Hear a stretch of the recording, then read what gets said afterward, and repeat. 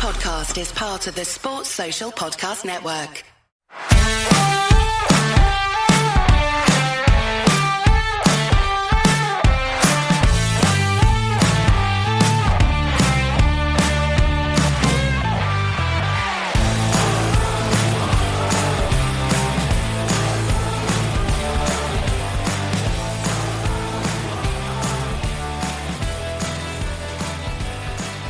Hello and welcome to the Ground Jewels. My name is James Dixon and I'm delighted you've been able to join us this week for our Christmas special episode, and we are talking about one of the great grounds in world sport and one of the grounds which is most associated with Christmas. We're talking the MCG, the Melbourne Cricket Ground, which of course is world famous for hosting the Boxing Day Test. And we have the perfect guest to discuss it. We have Jarrod Kimber, the Australian cricket writer and broadcaster, who grew up in Melbourne and is so Melburnian and has such an interesting and nuanced perspective on the city and its sporting culture.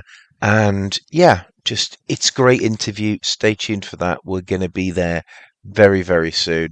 I just wanted to say a big thank you to everyone who's supported the podcast this year. It's been a great year. We've talked about so many special sporting places. I remember the episodes particularly on Centre Court Wimbledon, on the Westfalenstadion in Dortmund, on St James's Park in Newcastle. And then we've also talked about some of these beautiful small places that are no less special. I'm thinking of Oakwell in Barnsley. I'm thinking of Penderyn Park in Merthyr. I'm thinking, not that it's a small place, but I'm thinking of San Januario when we talked to Tim Vickery about Vasco da Gama's ground in Rio de Janeiro. What a journey we've been on this year, and thank you for coming on it with me. And we're sort of bookending it with cricket in a way, because we started the year way back in January with Charles Dagnall.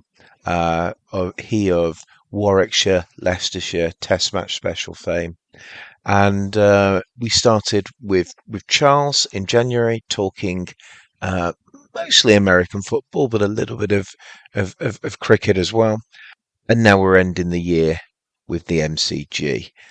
When I was turning 30, 10 years ago, I made a little list. It was called My 30 for 30s, with a little nod to the ESPN documentary series 30 for 30. And it had 15 things that I wanted to achieve in a sporting context, like personally, like goals for running and cricket and golf and things like that, almost none of which I achieved.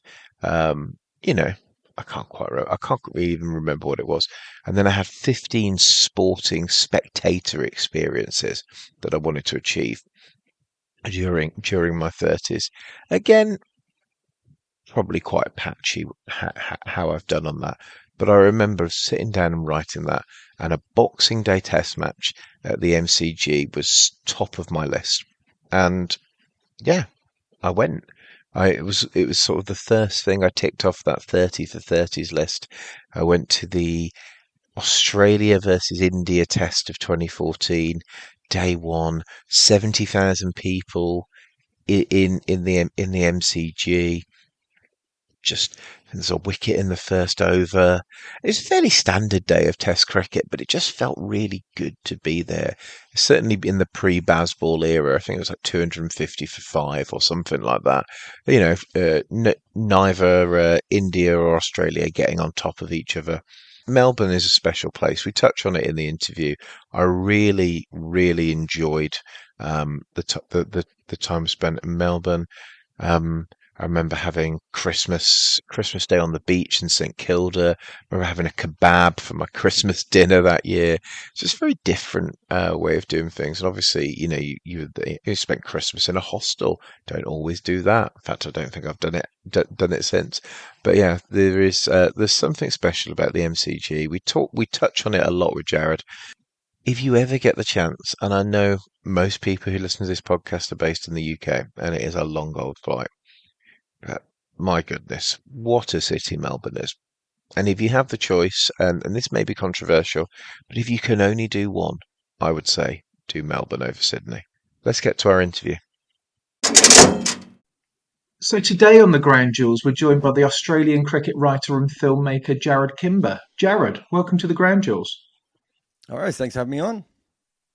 I always like it when a guest gives a really emphatic answer to the question, and which ground would you like to talk about? You replied with 3 letters, M, C and G, although 2 of them might even have been superfluous. So we know we're going to be talking about the Melbourne Cricket Ground, or the G as it's locally known. It's a really important stadium. The first Test match in 1877, the first ODI in 1971, first Olympic Games in the Southern Hemisphere, 11th biggest stadium by capacity in the world and the second biggest cricket stadium, host of almost every VFL, AFL Grand Final. But we often talk about thoroughly unimportant stadiums on the Ground Jewels. So why is the MCG your Ground Jewel? It was kind of the ground where I grew up. Like, it was such an important part of my childhood, my development, and I weirdly enough, I grew up sort of more with club cricket. So when I grew up, it wasn't until I got to 10 or 11 or 12 that I realized that other people looked at the Australian cricketers the way I looked at the local cricketers.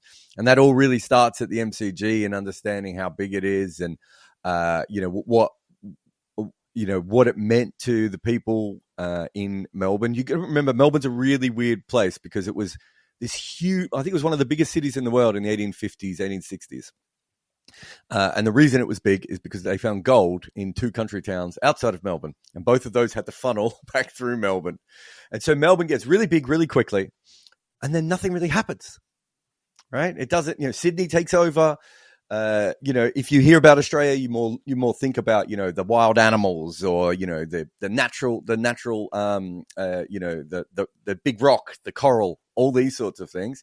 So Melbourne just sort of does its own thing. So Melbourne's first chance of sort of breaking back into everyone's conversation is by building this ridiculously big sporting stadium, right? And it happens almost organically because people in Melbourne just like going to sporting events, right? Like Melbourne calls itself the sporting capital of the world, and it's kind of because we're insular and that's the way we look at things. But if you look at it on a population basis, like it really is inspired towards sport in a way that other countries are not. There's this great story when the West Indies played Australia at the end of their series, when there's the West Indies get and at this stage, black people aren't allowed to immigrate to Australia. Right, that's how racist Australia. Indigenous people are not counted correctly on the census, and black people are not allowed to immigrate to Australia. And yet, the West Indian team is so popular, specifically in Melbourne, but right around Australia, that the reports are 200,000 people come out on the streets to watch them. Right, like the way that Australia and Melbourne specifically can change its mind purely based on sport is like nothing else. And you see these crowds, all the time for these random things in Melbourne. And, a lot of these silly little events kind of end up in Melbourne because they know that people are going to turn up. They're going to come out. And the grand center of that is always been the MCG, that starts as a paddock. It wasn't like some rich person came along and went, we'll do this. It started organically and they just keep adding to it until it got bigger and bigger. And it really is, unlike a lot of sporting stadiums in the world, right in the center, right? Like, if you look at it, I look at everything in Melbourne from train lines because I'm very obsessed with the Melbourne train lines and always have been my entire life. If you come from the east or you come from the north, you have to come past that ground. Like it's so central. And even if you come in from the other sides of it's still only a 15-minute walk from the main stations, right? So it's so central to Melbourne and what Melbourne is. And that comes from the love of sport, right? Rather than a commercial thing or, a member driven organization or anything. It literally just comes from the fact that if you held sport in Melbourne, people would flock to it, and eventually they had to build a stadium big enough to hold all the people. I've been to Australia twice and Melbourne once, and the last time was about 10 years ago. But it really struck me just how geared up to sport and physical activity the whole city is. It was the first time I ever did a park run anywhere in the world on Christmas Day in Melbourne, and there were hundreds of people there in Albert Park, and it was like this is an amazing sort of space.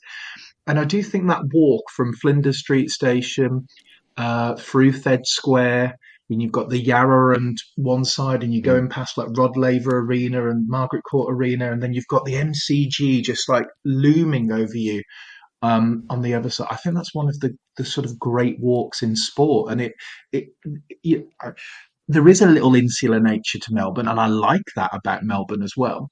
But I think it's got just as good a claim as anywhere else to be the world capital of sport. And you look at the bigger cities like London, yeah, they might have more grounds and more, but it's more diffuse. And that concentration in that Albert Park, MCG, Melbourne Park area is really, really special.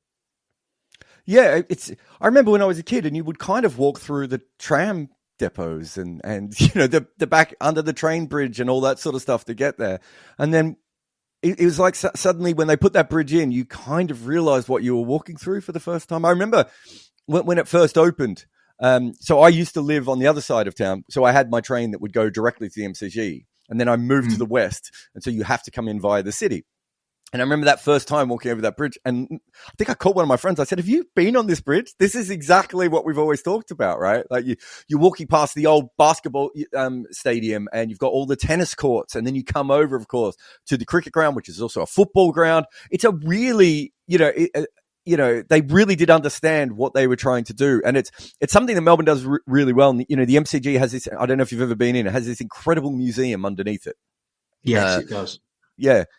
My wife, she's a fairly big sports fan, but she's not like, she doesn't have podcasts like us. Do you know what I mean? She's been to the museum twice. She loves it that much, right? As a museum, as much as anything else, right? And, they really do understand the cultural importance of what the MCG specifically, but sport is within Melbourne. And, I grew up in a situation where when you played cricket, and the footy players had the exact same thing. If you played cricket for your local suburban team, right, and your friend was getting married, right, you went to the reception, not the wedding, because you were playing for your local team.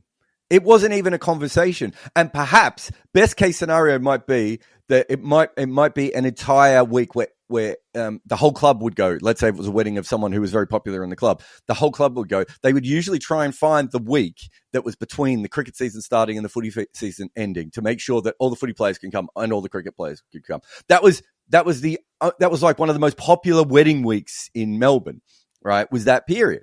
And you understand, and you go into country Victoria as well. And country New South Wales is the same, and lots of country areas in Australia are very much the same. The heart of those country towns is usually a combination of footy club, cricket club, netball club, tennis club, right? And you might, of recent times, you might have thrown basketball in there as well, like, to round it out a little bit.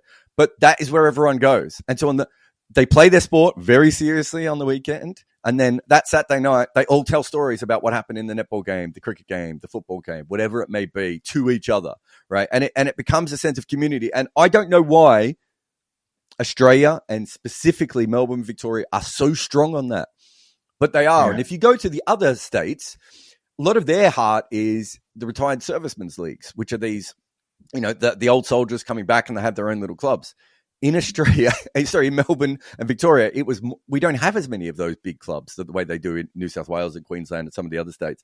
It's literally Tasmania, South Australia, Victoria seem to be so focused on you play a sport and then you come back that night and you talk about the sport with the other people. And it might be that you're not even playing the same sport as the other people. There might just be a crossover, or it might be just that individual thing. And for a long period of time, up until recently, life has changed a lot in Australia in the last 10 or 15 years, but up until recently, people kind of had their sport or their environment or their club or whatever that may be. And it's very hard to explain that to other people. So much so that when I was growing up, I didn't realize that everyone didn't play cricket.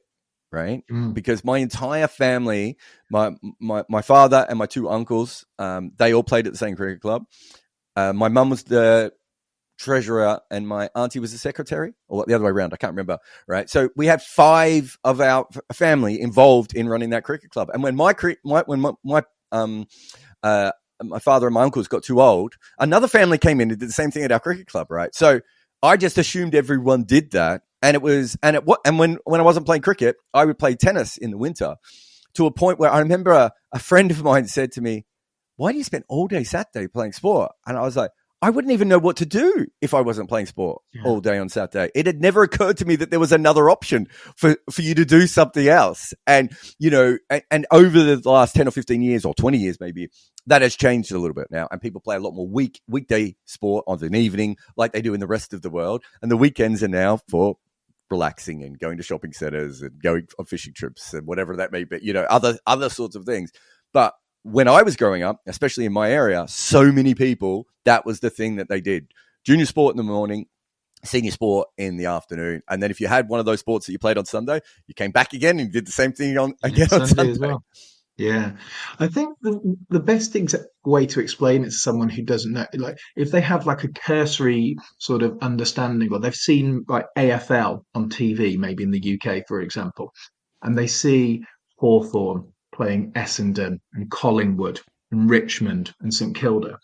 And then you explain to them, they're not towns, they're suburbs of Melbourne, all playing each other. And that is how popular kind of sport is in Melbourne. And that's the sort of where I wonder if it's, I'm going to jump ahead to something I plan to ask you later, because I think there's a sort of rebelliousness to Melbourne that is really interesting and is sort of unique in Australia. If you look at all the sort of, and maybe that's driven by, there's that sort of insular thing where you developed your own code of football, really, and it didn't really, in New South Wales and Queensland are playing rugby. But all of the great sort of all the great Melbourne cricketing heroes have this rebellious streak. Keith Miller, Dean Jones, Shane Warne, they're all sort of renegades and rebels at heart. It's interesting because there's kind of 2 kinds of Melburnian cricketers, and the other ones that you haven't named were the ones that, if you listen to Ian Chappell, he would always say that Victorian cricketers are very dour and conservative, but he's really talking about the old-fashioned captains, and they came from, of course, the right kind of families. Whereas Keith Miller comes from Sunshine, and I've lived around Sunshine. I don't know what Sunshine was like when he lived there, but I can't imagine it was, the friendliest place to be around. It certainly wasn't when I was hanging around in Sunshine. My mum's from around the corner there as well. And, Fitzroy is where Neil Harvey's from, another, one of those sorts of characters you're talking from. Dean Jones is from Coburg, where I did, live and spend a lot of time. I played cricket in Coburg as well. These are the sort of more working class areas. That Shane Warne obviously is from out of town as well. And you can throw in even cricketers that you haven't heard of, like people like Ian Harvey and Darren Berry coming from a country town outside of. I think there's a combination of the sort of the blue blood establishment does run through. I mean, there's a reason that Melbourne is still the home of cricket, despite the fact that New South Wales actually has all the players, right? There's an establishment figure sort of system within. And then outside of that, it's a very different. And what happens with cricket is really interesting. Most cricket in the world is played via a class system, right? And we have a tiny little bit of that in Melbourne, as I just said. But if you look at cricket in Australia in general, it is probably one of the few places where the sport is played by everyone.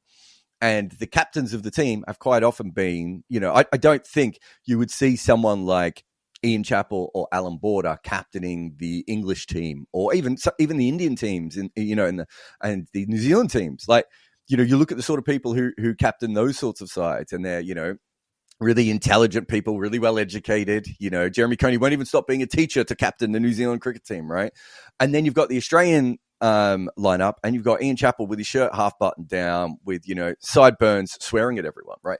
There is and I think a lot of that side of the Australian cricket comes from probably the fact that it is played in general by everyone rather than one part of the society. And a lot of other cricket in the world, and it isn't just England. Obviously, England exports this class system in cricket, but you look at it, and these other countries do the same thing. You look at where New Zealand cricketers generally come from, it's from the same parts of society over and over again. And Australian cricket somehow broke through that. And the other part is that so Aussie Rules football that you brought up before was invented to keep cricketers fit during the winter. Oh, really? Right. Wow. So that was a big part of why it came about. Like it's a really interesting sport when you go into the history of it. It's got Irish roots. Obviously, it uses a rugby ball, essentially, and it's got indigenous roots. It's really taken from 3 or 4 different areas. You know, Aman Grook is the indigenous sport, but then they sort of changed it a little bit to make it more like Gaelic football. And then, as I said, they threw in this rugby ball, which maybe that was the only ball they had around at the time. I'm not sure, but but it was used very similar to. It has very similar origin to basketball, right? What do you do with athletes during the coldest period? Well, you need to run them around. Basketball, they did it inside, and in Aussie Rules football, they did it outside. That's why it's on cricket grounds, because they were sharing the same facilities. But the thing about Aussie Rules football is that it is so different than cricket in that cricket is a team sport played by individuals, right? And so when you have a class system, you have in the old days, the English cricketers going, well, we'll be batters because we're the upper class. And then is the blacksmith around? Can he come and bowl 25 overs for us, right? That doesn't really happen in Australia. And it develops in a very, very different way because it spreads right throughout the colony as it was at the time. And then Aussie Rules football is a sport that it has to be played as a team sport. Like if you don't play Aussie Rules as a team sport, it doesn't work. It's such a connected sport in a way that a lot of other sports aren't. A bit more, and those two somehow merge in a way, and Melbourne is the heart of that. So you do also, those sort of rebels that you're talking about, you do get them from probably some places like South Australia as well and Western Australia, and then eventually that becomes the cricket. Australian cricket is a style that is the whole country plays it, and it is played in an aggressive way, and you play for the team. Whereas in other cultures, it was a little bit more. Comes down from the class system of the captain. Well, the captain doesn't even have to battle bowl. And it's like in Australian cricket, it's like, what do you mean the captain can't battle bowl? Of course, he has to pull his weight the same as everyone else does. And so there's a real different way that I think cricket specifically developed. And I think Melbourne probably has a small part to play in that. But I think Aussie Rules football in general comes in. And it's probably why the sport is different. And then eventually, it doesn't matter. Even the places, as you said before, who don't play Aussie Rules football still play cricket in that kind of a style. And it becomes the way that Australia plays cricket. And it's very different than everyone else. And I do think whether it is the sport itself, and which is obviously, it's kind of Victorian driven, even if I would say Aussie Rules football is probably bigger in places like Tasmania and maybe even South Australia at times than it has been in Victoria. But it very much drives that kind of thing. And so it means that the sorts of people that would struggle to get into positions of authority or to become stars, or even in some places in the UK, play cricket, right, are playing it in Australia. And then they play it in a different way. And the other thing that I would add to that is that it was sort of the best and the worst case of amateurism in Australia, in that because, as I said before, if you play club cricket, you can't take off a club game for your friend's wedding because you're playing it like it's a test match. So at every level of cricket, whereas in the UK, like if you're trying to get a cricket team together, right, it's like, well, this guy's going to play about 7 games this year. This guy's going to play about 11. This kid can't play because he's studying for exams for about a month. You can't commit that way traditionally in Australian cricket. You're either in or you're out. And I think that sort of people played cricket in Australia in a way that everything was a test match, even if you weren't playing in a test match. And it meant that the seriousness of the training, of the preparation and everything else lifted up everyone. And so perhaps the people in England who would have got captaincy because they came from the right family or from the right university or whatever else. It's like, if New South Wales cricket is very famous for this, of like, traditionally there was almost an anti-private school bias against those players because they weren't always available for all the club games. Right. Yeah. So it's the whole system is very different. So I think, the rebellious thing you're seeing within cricket is probably less to do with traditional Melbourne values, but it's to do with this weird confluence of events that come from all these different things. It is just such a different sporting culture for whatever reason. And one of the funniest things about, if you look at the old Australian cricket teams, the sort of people that you're talking about quite a lot of the time, someone like, some of these people, they come from Irish and Scottish backgrounds, and where it's almost like they took cricket from Ireland and Scotland because it was being played a lot in the 1800s in those places. Well, Scotland, it's always being played, but Ireland more so in the 1800s, and it dies in the 1900s.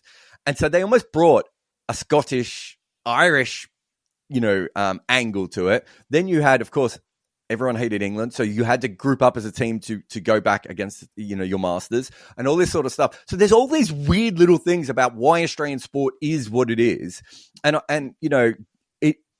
it's not an easy thing to be able to just put a finger on one particular side of it. But you are right. I do think that because cricket was far more seen as a general sport and everyone played it, the sorts of players that you had that would come through were a little bit different. And the other thing is, you mentioned a couple of people there. Shane Warne and Keith Miller were both professional Aussie Rules footballers, right? So they played a sport where if you're behind the ball off the scene and no one's watching, you can get punched in the mouth, right? Especially in the days that they played it. And I can say that because it's happened to me before playing in these games, right?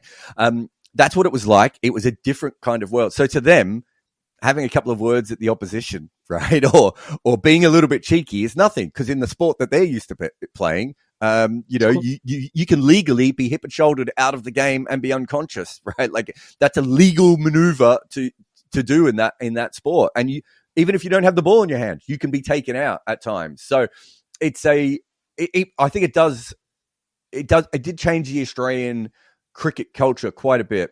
And rugby, to be fair, rugby league might have a part of this to play. It'd be interesting if rugby union was the dominant sport in Queensland and New South Wales, because rugby union is a little bit more of a schoolboy, elite sport traditionally. And when rugby league is, everyone from themselves and good luck.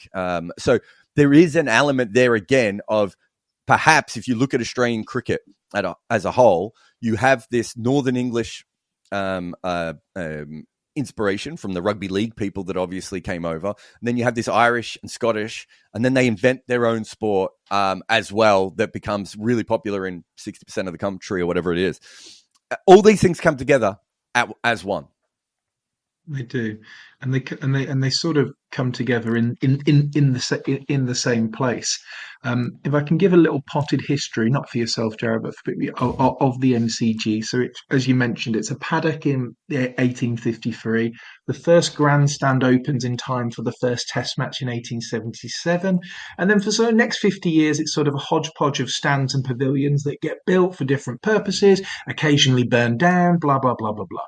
And then in the 1920s, you get the big giant concrete bowl installed.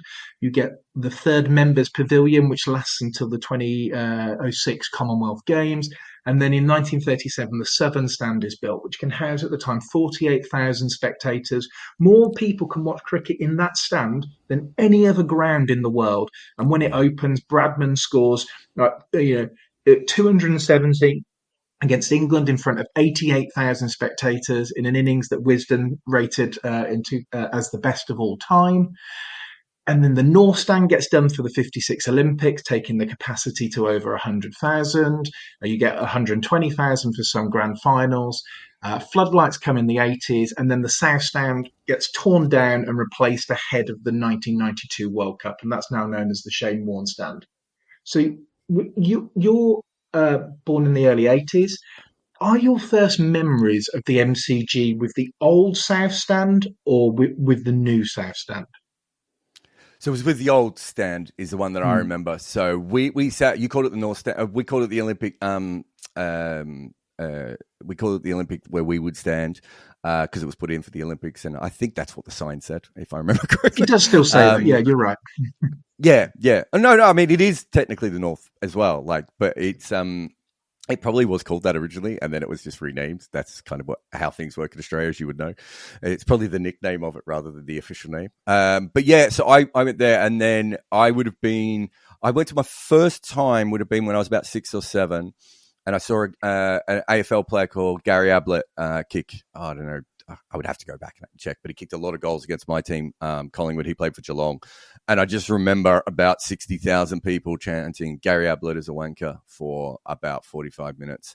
And so at that stage, it wasn't the kind of, I mean, compared to what it is now, it wasn't the kind of, huge stadium, even though it could fit a lot of people. It was kind of weird and squishy and, the angles weren't always completely correct. And then I would have gone to a test match before the new stand came in as well, which I think was 1991, which was Pakistan. Oh, and I've been to a bunch of Shield games as well. And mostly we were in the Olympic. That was my dad's favorite stand in those days. And then the Great Southern Stand comes in, which is the one that is all the way around, which is been redone and changed again, of course, of modern times. But that was the big one. That was the first time when I think it's kind of the ground really modernized.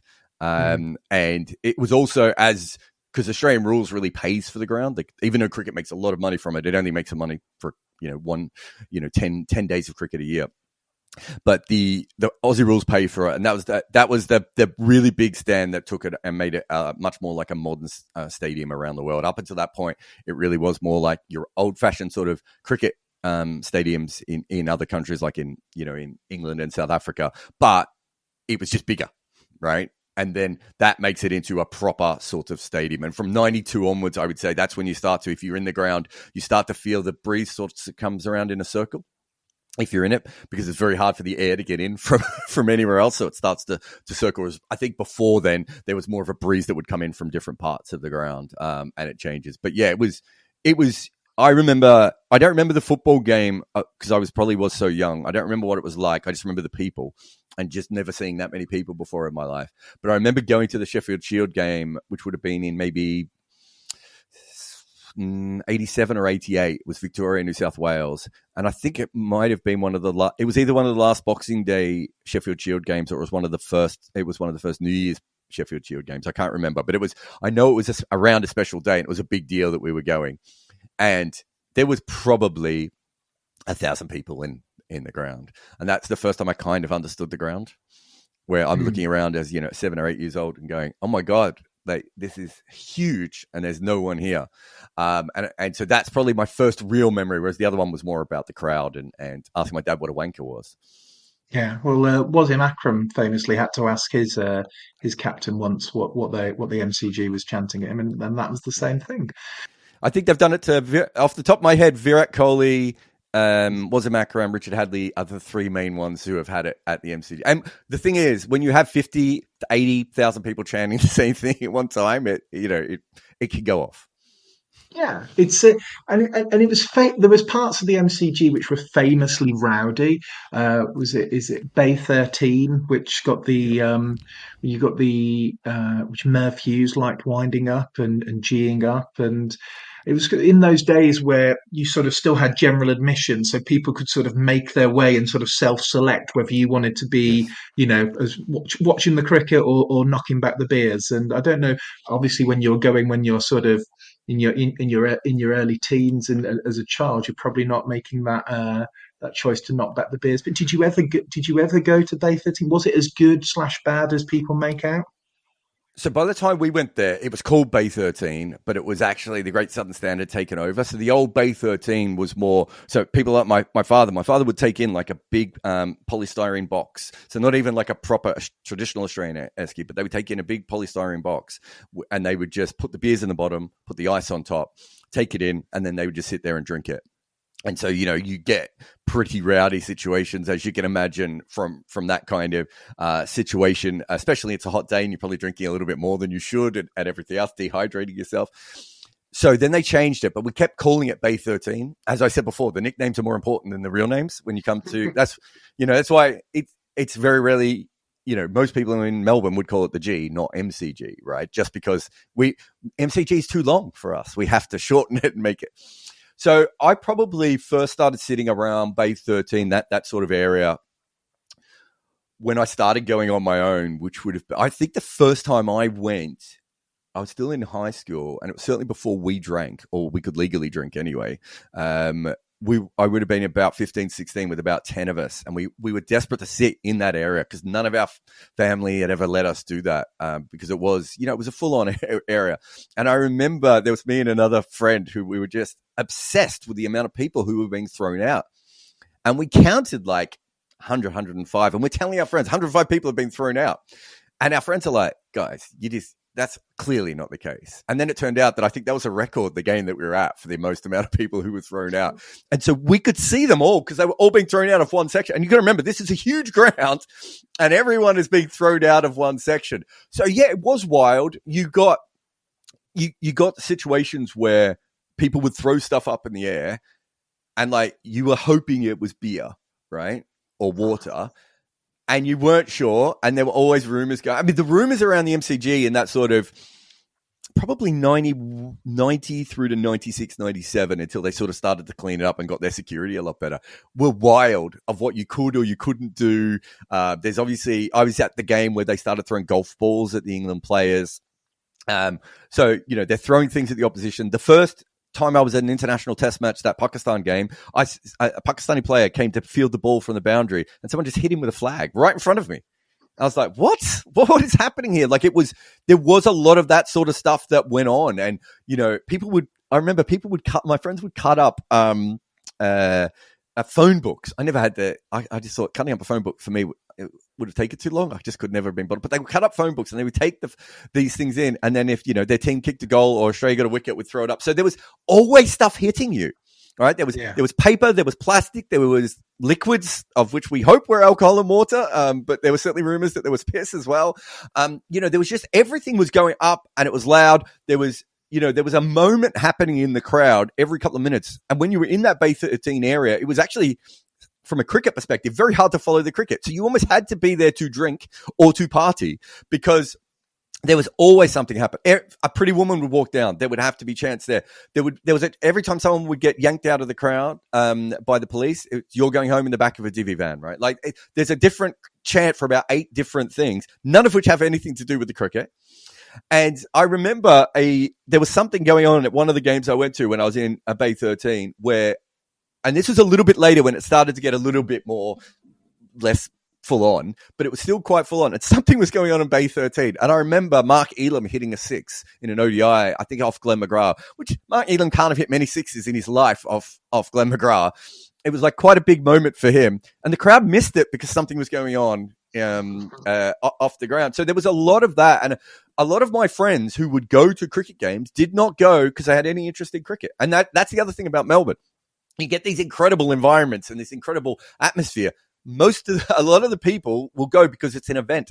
And, you know, we get the exact same thing with the Melbourne Cup and, you know, and some of the other big horse races in Australia. The tennis gets a similar kind of crowd, right? You know, there's lots of these things where people go and they're not necessarily there for anything else other than it's Boxing Day or it's the first day nighter of the summer or, you know, it's, you know, the Melbourne Cup or the Derby or Oaks Day, right? You know, all these different things.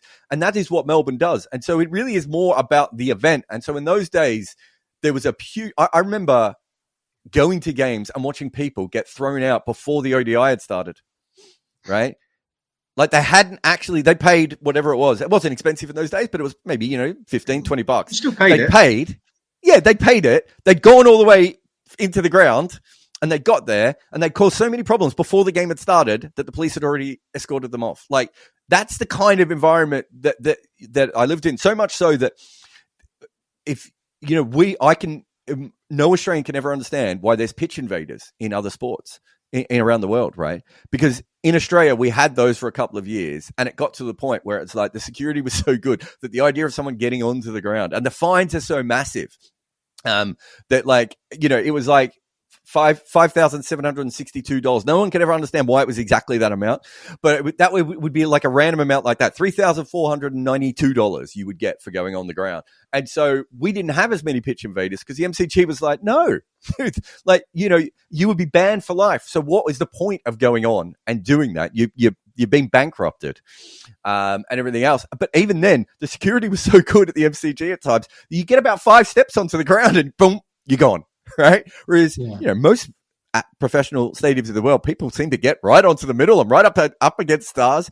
That hasn't, you know, and in Melbourne, there were more pitch invaders. When I was there was always someone trying to get on and they never got anywhere. So it was a lot of chaos off the ground. And a lot of that was to do with the fact it was an event rather than always a sporting event. Like these two things are almost separate. You know, if you go to Boxing Day test on day one, my dad wouldn't go to day one once he got older because he's like, no, that's when all the idiots go.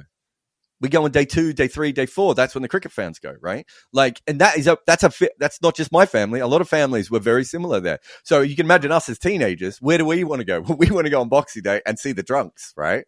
Like we want to see, we want to get water thrown all over us and count all the different people and, and be part of the pageantry. So it was very much different to other environments, but it was violent.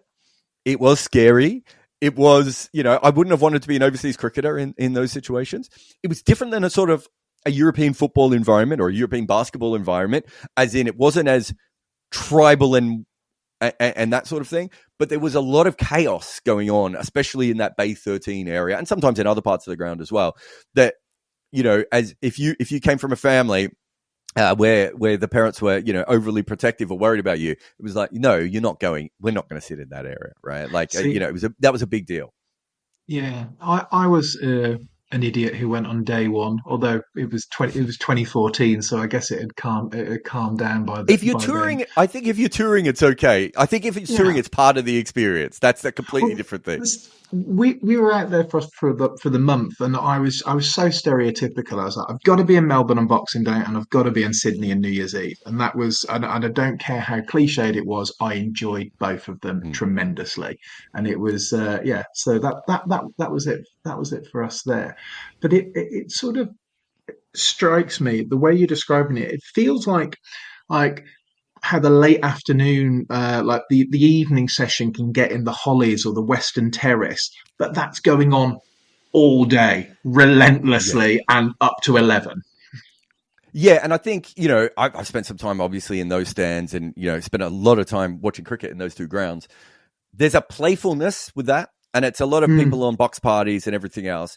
I think at the worst part, and the MCG did get too bad. I mean, they changed it. They knew by the time I was of age, I don't think you get a full strength beer in that ground, right? Unless you're in the members. I don't think you can get a full strength beer. You couldn't, for a long period of time, you couldn't get any spirits or anything of that thing. And they used to search you, not for weapons or anything, but to make sure you weren't bringing alcohol in so you wouldn't get drunk on the side, right? So, we used to strap plastic containers of alcohol under our nuts as we would walk into the ground, go straight into the toilet because, we wanted to get drunk. That's, this was our rite of passage, right? So it was different to what the English ones are. I think the English ones was a party. This one was more chaos than a party. Like you look at the Holly stand sometimes and you're just like, oh, that's just a bunch of people on a box and they're all having a good amount of fun and they're going to be a bit performative. It was a little bit more than that because opposition players were targeted racially, their sexual orientation, probably their girlfriends, their mums, with golf balls, with rocks, with bottles. Like it was worse than that. Plus the fact that if you're sitting in the stand and you're getting doused with whatever you're getting doused with, right? Like there is an element of it being a much more over the top than you would expect in those other places. But you're right. Yeah. It's got that kind of similar thing. I would say that probably what it was is that the English cricket version is more of a pantomime and the Australian one is more of a gritty drama. That's the difference, but it all comes from the same thing, right? Those people are going to have a good time. And if you talk to people in the Hollies and what's the other one? What's the one in Edgbaston? Why have I forgotten the name? Hollies is Edgbaston, Western Terrace is Headingley, and then Western Terrace is the one I missed. The temporary stand at Old Trafford, which is rowdy as well. Walking under the temporary stand at Old Trafford when all the juices flow under that stand, because there's like two walkways that you walk under it, and I always think, like, what am I getting on my head? What is it just dropped on? So you're getting a mix. Yeah, but yeah, no, I do think that those are a fun adventure out, and the MCG just went too far. And I was probably there in the era that it went too far. So I have a different version of it that maybe people in the 60s, 70s, and 80s might have had. And then by the 2000s, as you said, by the time you went there in 2014, I think it was probably more towards the sort of Western Terrace and the Hollies and all those things. A little bit more fun and a little bit more vibrant. Whereas, back in the old days, it was something else. And if you're sitting in that area, to be fair, everyone in Melbourne knew what that area was. If you were going there, you were going there for that experience, and you understood that. It's just that it kicked on to a different level, and that's why it kind of had to be tempered down and changed. So we've mentioned it a little bit, sort of the Boxing Day tradition, which you mentioned started as a sort of Shield cricket, a day for Shield cricket, normally Victoria versus New South Wales. And then there's various sort of Boxing Day tests, first played in 1950, again in 68, 74, 75, but it's sort of consistent since 1980 and ever present since 1990. It's it is the fixture there. Why do you think? I mean, maybe it's just the answer is just because it is, but why do you think Melbourne has managed to get this prestige fixture that other places try and copy, that South Africa try and copy, and New Zealand try and copy? And why did Boxing Day become the sort of the main day there? I think to go back, if you look at what I was talking about before, Melbourne is so event focused when it comes to sport. So everyone knows that the first Tuesday in November is the Melbourne Cup. It's like there's no one in Melbourne that doesn't understand that. Even if you're not a horse racing fan or not, doesn't matter. You know that the first Tuesday in November is the Melbourne Cup. And so everyone plans their life around that day. And for those who don't know, it's such a big day that it is a public holiday in Melbourne. All right, so the horse race has got a public holiday. It's not the only public holiday. It's not the only one. We also have a public holiday the day before the Aussie Rules Grand Final as well, which is a newer one. But so we have two public holidays around sporting events. So that tells you what is going on at that point, right? We are literally, the event is more important than the sport at that point.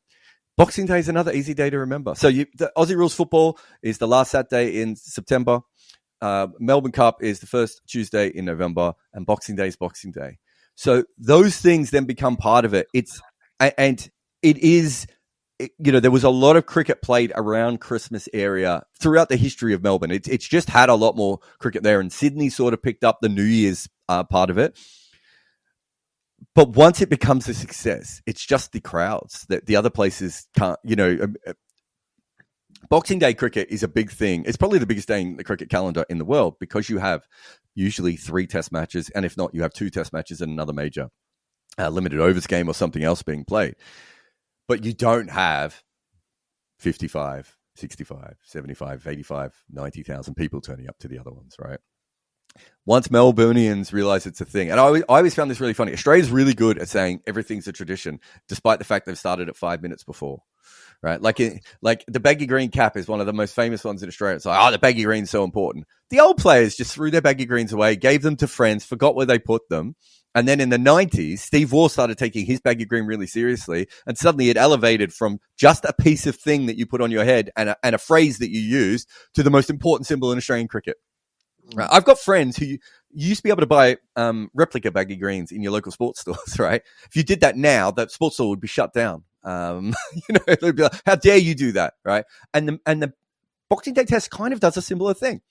It went from really not happening to being everyone being like, it's almost like we were always at war with East Asia, right? Like, suddenly it was like, is it Eurasia? Whichever, sorry, Eurasia, yeah.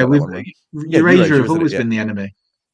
Yeah, it's a bit like that where, like when I grew up, because I grew up in Melbourne, I knew there wasn't always a Boxing Day test, right? And then suddenly it was sacrilege to think that it had ever not been one. And I remember pointing out in a column once that this is a new tradition and people getting really upset. And I was like, but it is a new tradition. Until 1990, It wasn't consistent. And so that, I think that comes out of the Australian event sort of thing of, the last 2 weeks of January, that is when the tennis is on. Boxing Day is when the cricket is on. First Tuesday, last Saturday in September. All these things are sort of burnt into the psyche. And then, you've got a couple of Aussie Rules ones now, like Anzac Day. Anzac Day is a day to celebrate the soldiers, but it's really about Collingwood playing Essendon and 100,000 people going to the MCG, right? And Collingwood playing Essendon was always a big game. It was always a big game. It got, I would say, 50% bigger when they played it on Anzac every year. In fact, I would say most of my friends, even Collingwood and Essendon fans, are far more interested in the Anzac Day game than they are the second Collingwood Essendon game, right? Because the second one is just randomly later in the season. It could be on any day. Yeah. Anzac Day, MCG, even if you're not a Collingwood or Essendon fan, you probably want to experience that once in your life. 50,000 Collingwood fans at one end, 45,000 Collingwood Essendon fans on the other side. It's an incredible experience to be in. And again, it comes down to the calendar. And the calendar, for whatever reason in Melbourne, is so dominant that once you decide that something is there, it becomes the most important thing from then on in. We have that with certain things. It's sort of eroded, but there is an English sporting calendar. Obviously, it was why Lords usually had the second Test match, and why over, and then there's things in between like Ascot and Henley, and when to expect the Open Golf and people to decamp to Scotland for the week and all of that sort of stuff. So we kind of have it similar, but we don't have that. I don't think there's. We more have a national calendar than a city calendar, which is I think that's the unless thing. it's London. Yeah. And then I think the difference is that, as I said before, most people in Melbourne probably don't bet on horse racing, right, for 364 days of the year.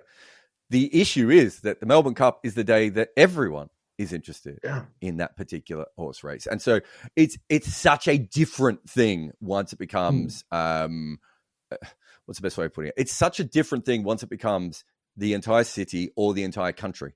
Exactly. And if you look at England, I think, as someone who is from a working class background, but, lives a very middle class life in England, there are different parts of the society who get involved in different things. And as you said, some of it is also regional. There's something different about that because Melbourne is something completely different. And it just becomes, I don't know what Melbourne has now, 5.5 million, 6 million people. It becomes this thing that everyone knows about and everyone has to build their life around. Like once you make a public holiday of your horse race, right? Or you put a test match on a public holiday, it's like there's not much else you can. Everyone knows. It just becomes a thing, whether you want it to be or not, and that is how these things work. And they're very. I like the organic nature of it because Boxing Day is an organic thing. It's not like a bunch of corporate suits came in and went, "Oh, this day works." It was like we play cricket at this time of the year here, and then it gets more popular. We're just going to keep it here now, right? And so there is an element of that, but it's definitely how these things go. Yeah. So can we finish off by talking about some of the great performances or performers that we might have seen at the MCG on Boxing Day Test matches? I think the first sort of the first one that sort of springs to mind in the era that you're going, and I'm aware that you might not have gone to this particular, is Shane Warne's sevenfer against the West Indies, where he sort of announces himself before a few months before the ball of the century against Mike Gatting, and then there's. Do you want my story on that one? Oh yeah, well we'll go for and the one that sticks in the English mind because we didn't have too many great successes was the '98 Ashes when it looked like we were going to lose and Steve Waugh makes us stay out in the field after we'd been fielding for a 3.5 hour session already. And suddenly Dean Headley and Darren Gough get 3 wickets in 2 overs, and we get an improbable victory. I don't know if you were at either of those. I was pretty much at every test match from 91, 92 until I moved to the UK, I think. There might have been one I missed for in the middle of all that, but there wouldn't have been many. So the one where Shane Warne announces himself, I don't come from a family with a lot of money. My dad didn't have the finances to be able to take us all that much.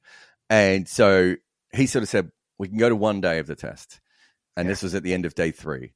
And I said, well, let's go tomorrow. And he's like, well, whoa, this could be a very interesting test match. What about day 5? And I went, yeah, but day 5 won't go all the way to the end of the day.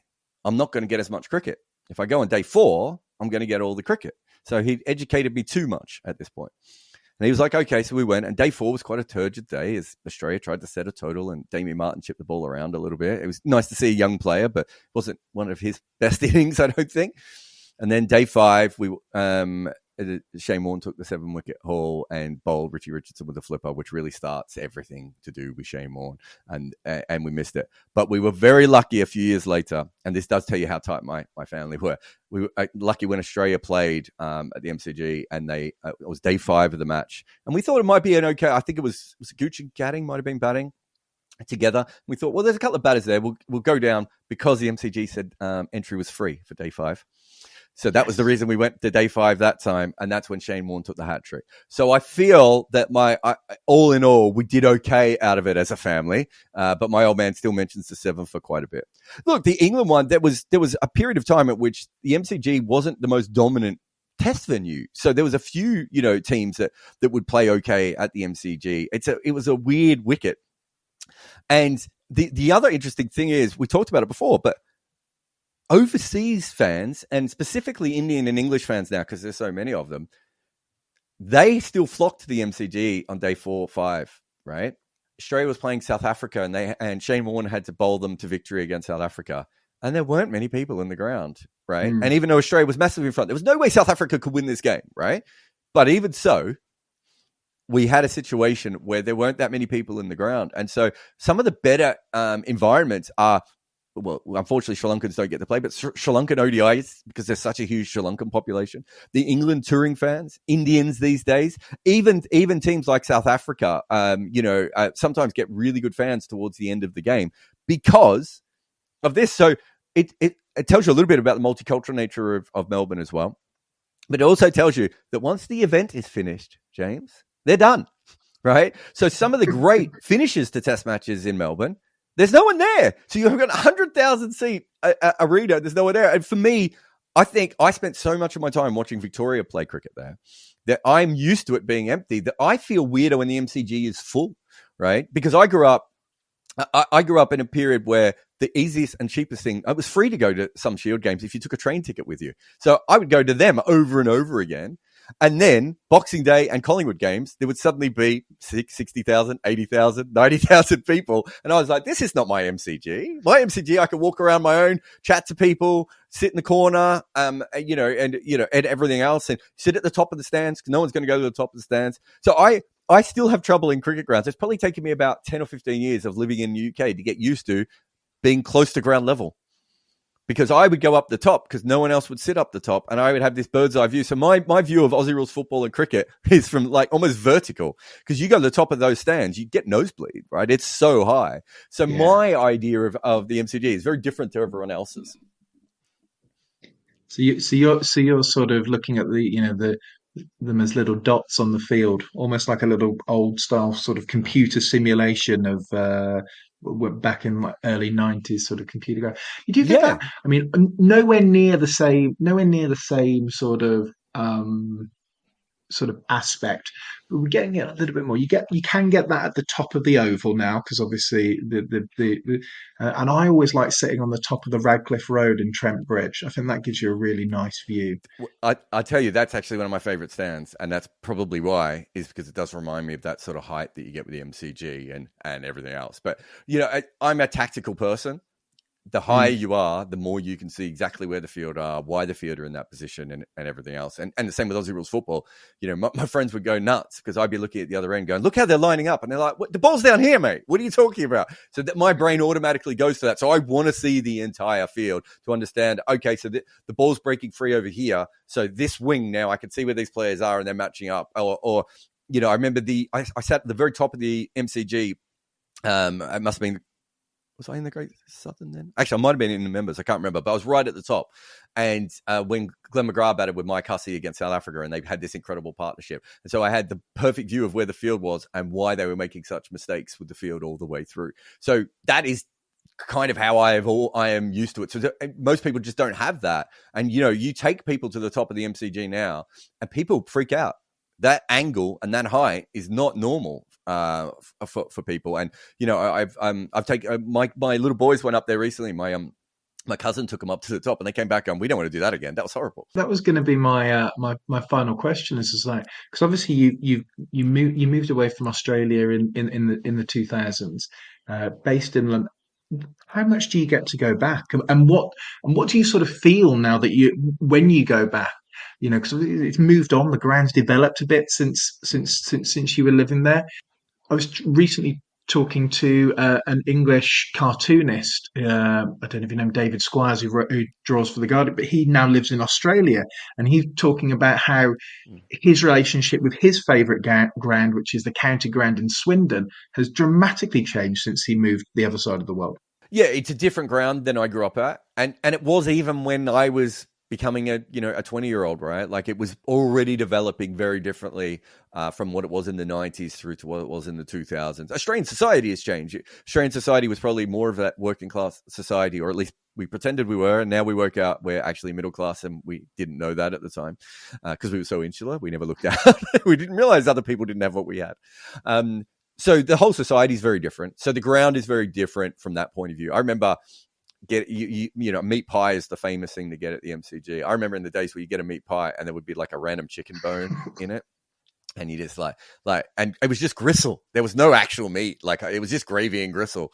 Whereas now you go back and there's, boutique food places and, really nice food. That was never the case when I grew up there. It was horrendous what you used to be able to get. So all that sort of stuff has changed. For me, it's probably more about the ritual that hasn't changed. I knew exactly how many stops it was between my home. So we were at the end of the train line. So our train it started at our house, and like just before you get to the actual city is the Jolimont station, which is essentially the MCG station. I think now it might even be called Jolimont MCG, but it was always called Jolimont when we were growing up. And I knew how long that would take, and I would be looking out the window. And then along the way, you've got, the Preston Bullants ground, which is a semi-professional football Aussie Rules stadium. Then the next one you have is the Victoria Park, which was way worse than the MCG. It was a very violent stadium to the point at which they didn't even really try and rebuild that one. Us Collingwood fans were just told, you guys have ruined this forever. You'll have to move to the MCG now. And then you would get to the MCG, further down the line. And so, when all that sort of happened, I still remember, like, I know that, West Richmond, East Richmond, and all the different stations that are coming up. I know where the bridge is. I know how long the bridge is. I know that there's a slight amp up, and you just start to see through these really thick trees, like the underside of the MCG. And then you come out, and then you can see the light towers at the top. Like I know how that is. If I could draw, I would have drawn it 1,000 times. And for me, it's the first rush of that I still remember. That hasn't changed. The ground has, and everything else. And I have a very different relationship to it because I'm a professional now. So when I go there, I'm going there as a professional writer or a broadcaster. But I can tell you that, that I think the most special moment in my career was when I was doing commentary for ABC. And, the press box is not my place. As I said, I'm 83 rows up. More than 83. It's the MCG. I'm about 5,000 rows up the back. And I remember being in the press box and I was commentating for ABC. And as I was walking into my spot, I never knew this before, but all the commentary booths are next to each other and they've got glass windows, right? So this was, I think it was an India-Australia test match. So there was Indian TV, there was Australian TV, there was other Australian radio. And I remember looking down and I could see Gavaskar, Shastri, Ian Chappell, Glenn McGrath, all lined up, right? And then I'm walking in to commentate at the ground that I grew up at, right? The ground that I strapped alcohol to the bottom of my leg, the ground that I fooled around with my first real girlfriend at, right? Like the ground where probably someone poured piss on my head. The ground where I was there when Shane Warne came out and had to stop the crowd from throwing golf balls. I was there when Shane Warne injured his shoulder when he was diving, right? Like all these, I was there for all these Anzac Day games, for AFL Grand Finals and everything else. I was there when no one was there, right? I've been in the MCG watching professional cricket when there's probably been 35 other punters in the ground, right? I've been there for tour games when there's probably been less than 35 punters in the ground, right? See, I've seen Sachin Tendulkar play in that ground with no one there, right? Like I've seen all these things, and to be able to walk up and do my job. So I have a different relationship to it, but I don't feel like it's anything different. And when we took my children, every time they've been back to Melbourne, have been taken to the MCG. They're too young to understand what they're going to or whatever. But it's important for them to know that this is where it all started. And so it's a really, really, and also I partly met my wife, even though she's from London and never been before. I partly met my wife because of the MCG, but it's too long a story to go into now. But it's such a big part of my life and my family's life and my upbringing that it doesn't matter if it changes, because my MCG is still the thing that lives within me. And it's important that you know how much time we spent there. Me and my mate, we when we got old enough, we spent all of our money on memberships. So I was an MCC membership member and he was an AFL member. And we would go in, we would watch 5 Aussie Rules games a week, right? And then during the summer, we'd go to all the Victorian stuff that we'd go to and all the Australian stuff, including, as I said, tour games and whatever else there was on. That is what it was. It was the place that we went to the most. And our entire lives were around that particular venue because everything in Melbourne goes through the MCG. That is how Melbourne is done. And I've always said it's like the big shiny anus of Melbourne, right? It's where all the shit gets blown out, right? That is what it is. It is not like Lord's. Lord's is demure and correct, right? It's not even like Edgbaston, which is, a bit of a party release. It's a sort of a violent scream, the MCG, and it's not like other grounds. And because it is the center of Melbourne, and it doesn't matter what AFL team you support, your team's going to have to play there a few times a year, right? And if you're a cricket fan, it still says Melbourne Cricket Ground on the outside. And when we went to T20, the Melbourne Stars are based. Do you know what I mean? One way or another, you're going to be involved in the MCG, and you're going to be going past it on a train or a tram. You're going to have to drive around it on the wrong day of the, they play like 3 games a weekend sometimes, during footy season. Like you're going to get stuck in traffic if you're going through Richmond. You're going to be on a train, and everyone's going to just have come off from that ground. Like all these things happen. It is such a beating part of the Melbourne society, and I haven't seen that as much. And I've traveled all around the world following sports. I haven't seen that as much with other places. There is something even unique. So when you said, which ground do you want to do? I was like, I should pick like one of my favorite test venues, or, I went to the Coliseum to watch Oakland A's play, which was awesome before they were about to tear it down and everything. Like all these great things that I've been lucky to do as a sports professional, as a fan, and all these things. I've been to incredible places. The MCG is just different, and it's a really hard thing to explain to people, but it is just different. It is just different, and I can't add anything to that enhances this podcast anymore. So I think we're going to have to leave it there. As much as I'd love to talk to you about Oakland and the Coliseum, maybe we'll do that when we hit stop. But Jarrod, thank you for talking to us about the MCG or the G. Really a ground jewel, and thank you for your time. No worries. Thanks for having me on.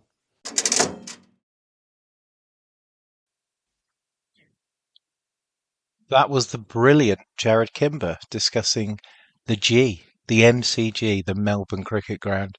And it was everything I could have hoped for. It was what we love doing on this podcast.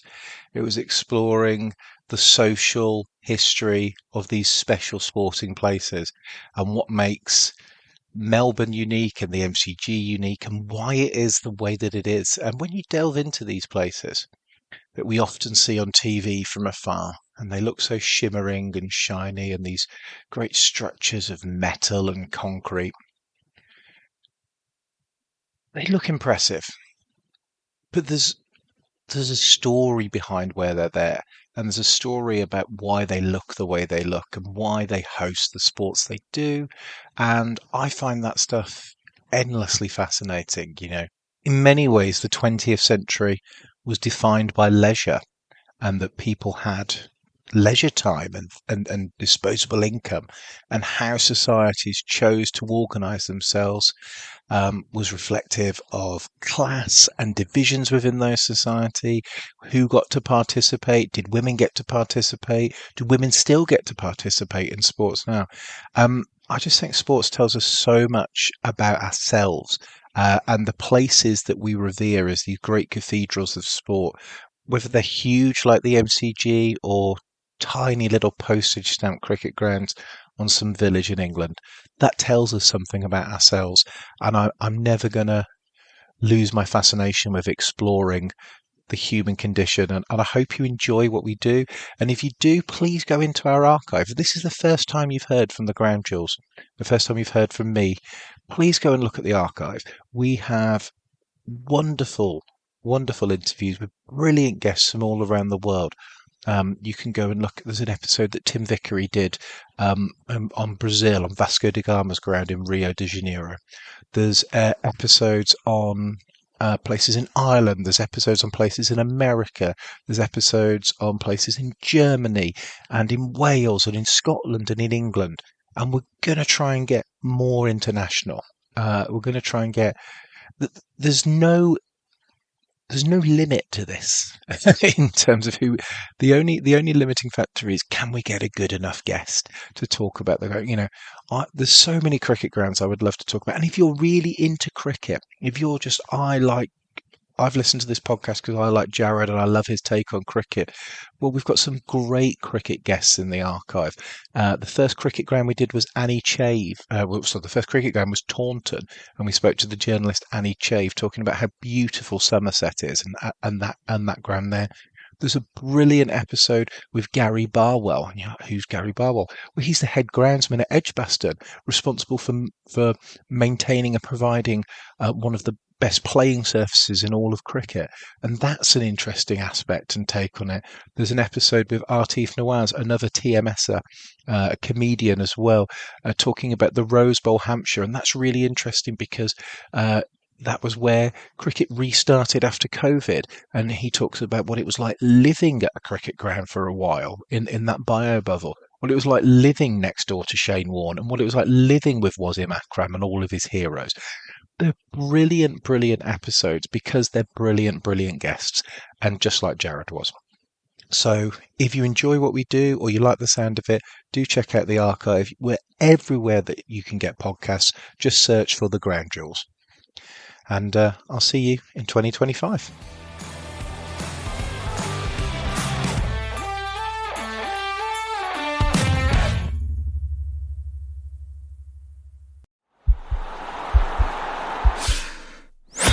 This podcast is part of the Sports Social Podcast Network.